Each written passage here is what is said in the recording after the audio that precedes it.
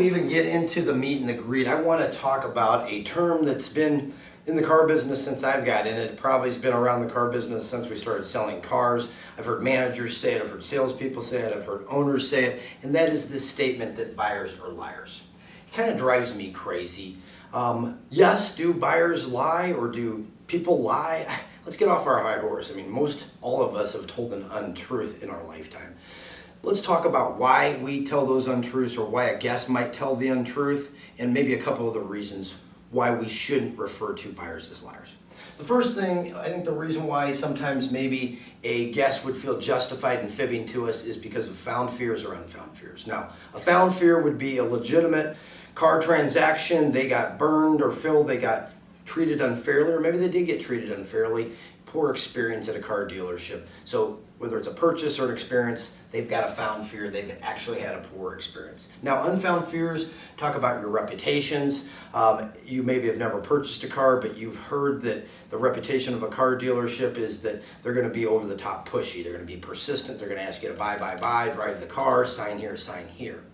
So because of those types of things, customers have unfound fears. I mean, think about it. At the very least, even if you've never bought a car or stepped foot into a dealership, you've heard that when somebody's making an example of another person being pushy or persistent, they'll say something like, "What are you, a used car salesman?" So unfortunately, that reputation has in some cases been earned. So because of that, we've got guests that sometimes feel a little bit more justified to not tell you the truth. The second reason is a time-consuming process. Guests get frustrated with our process. It's time-consuming and it's antiquated. I heard recently the average transaction takes 3 to 2.5 hours, somewhere in there. And that would be quick at some dealerships. So 2.5, 3 hours is a longer time for guests, especially in the world of Amazon's point and clicks. Almost everybody's got shopping online and things get delivered right to your house. So going through the process of going into the dealership, driving the car, actually working out deals, getting your car appraised, all those sort of things feel to some guests like it's time consuming and it's antiquated. So there'll be a little pushback from that. They may, hey, I've got no time, I've got to hurry up, I've got a schedule, I've got an appointment, and so sometimes you'll have guests pushing you in that direction.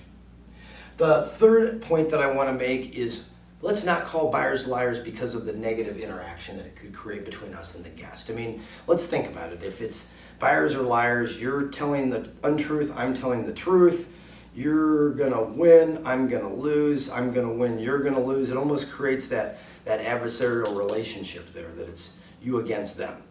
Really, the best negotiations are collaborative negotiations. Guests come in looking for a vehicle. You're looking to sell a vehicle. You help figure out their needs and wants. If you're collaborative, everybody puts their cards on the table. I've seen it happen, and it will happen, that people get what they bargained for, but in some cases can get more they bargained for because they let other people know exactly what they want.